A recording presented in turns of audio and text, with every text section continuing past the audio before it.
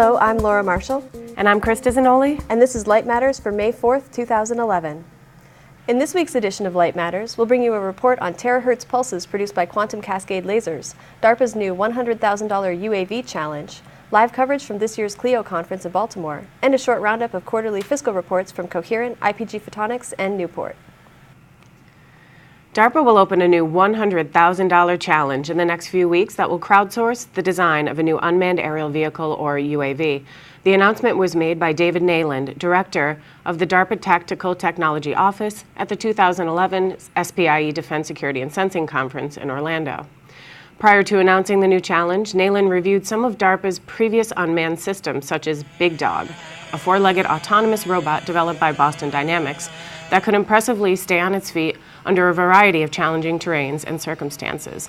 Big Dog can be seen climbing through rubble and snow, maneuvering on icy ground, and even regaining its balance when demonstrators try to knock it off course. You can see the full video at photonics.com. Anyone will be able to enter the contest to design the new UAV, which will have to meet certain performance specifications, such as being backpackable, allowing single-user operation, and being able to vertically land, send video data for 3 hours, and vertically take off again.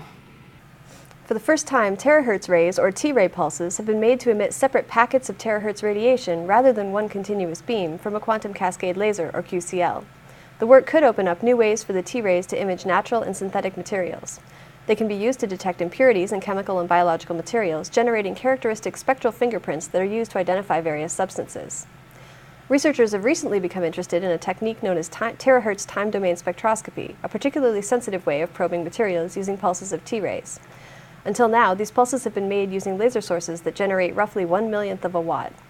In this latest work, Stefano Barbieri and colleagues from Denis Diderot University in Paris, the French National Center for Scientific Research, and the University of Leeds harnessed the power of a QCL, which is almost 10,000 times more powerful than previous versions, to create a train of T-ray pulses. They also devised a way of detecting the full pulse train, confirming that the technique could be used for probing materials. The team said that there is immense potential for T-rays in applications such as chemical and atmospheric sensing or medical imaging. And joining us live from CLEO in Baltimore, Maryland, is senior editor Melinda Rose. Melinda, what was it like hearing from one of the pioneers in fiber optics? Oh, Krista, anytime you can hear from somebody who is really at the beginning of any of these technologies that are in our industry, it's always fascinating. And Donald Keck was one of the inventors of low-loss optical fiber, along with Bob Moore and Peter Schultz in the early 70s. And just to hear him talk about the first moments that he really knew that they had a fiber that was going to be practical for telecommunications, and really the development that they came up with is still used today, and it really was the foundation of our information technology boom.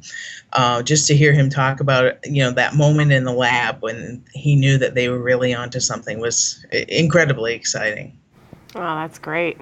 And I know that there was an exhibitor reception on Tuesday night at Jeppy's Entertainment Museum. How was that? Sounds like fun.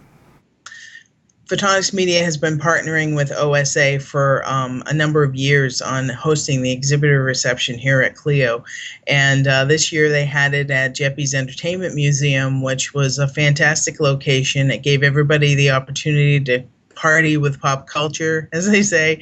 Jeppy's has nearly 6,000 pieces of pop culture spanning 400 years of American history. It's amazing, from comic strips and movie posters to cartoons and toys and games and dolls and just anything you can think of. And we had well over 200 exhibitors come to the event, and everyone was just so appreciative of the opportunity to take that step back in time and revisit their childhoods. So many people said, "Oh, I had one of those when I was a kid."